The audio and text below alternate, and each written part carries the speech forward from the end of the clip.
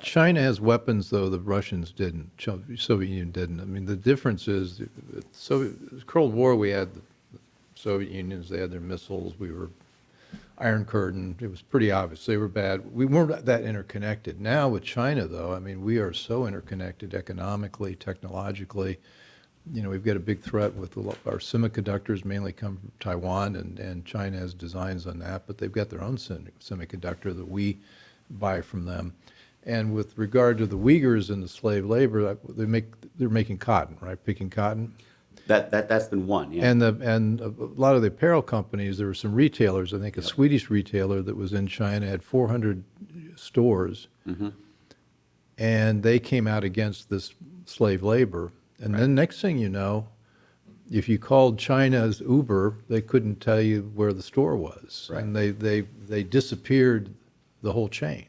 And they've got that same kind of pressure to bring to bear on Nike, the National Basketball Association.